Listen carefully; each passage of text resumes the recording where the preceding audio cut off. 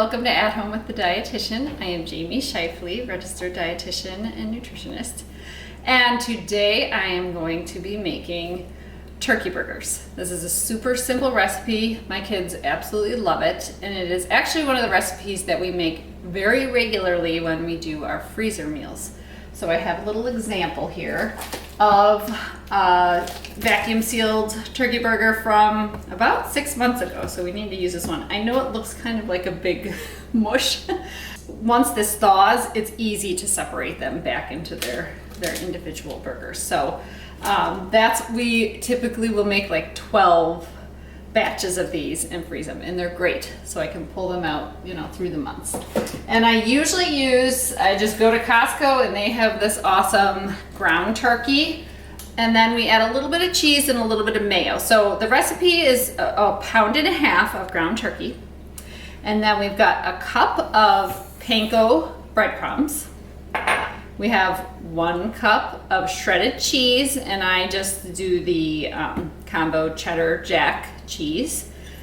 And then about 4 tablespoons of mayonnaise. So that's adding a little bit of fat because turkey, because it's leaner, you don't want the burgers to be too dry. And this adds a little bit of fat to keep them sticking together. Alexa, stop. And then we have a combo of salt and pepper, a 1/4 teaspoon each of salt and pepper. And you could do a little more, a little less, depending on what your, taste preferences are.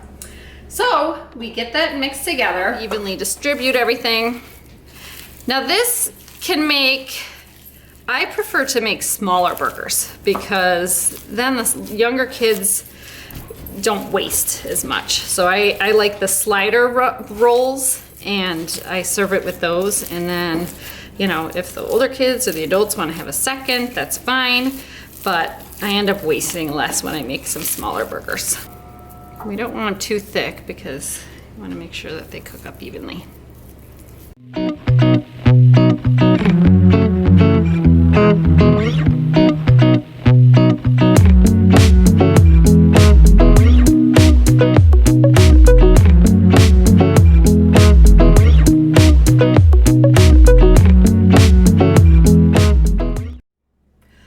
So we ended up with 15 lovely turkey burgers. So that is easily enough for 2 meals for our family. So I will take half of these, vacuum seal them, and save them for later. And then I actually have planned tomorrow to make a bunch more and freeze all of those. So then we'll end up with probably another 10 meals.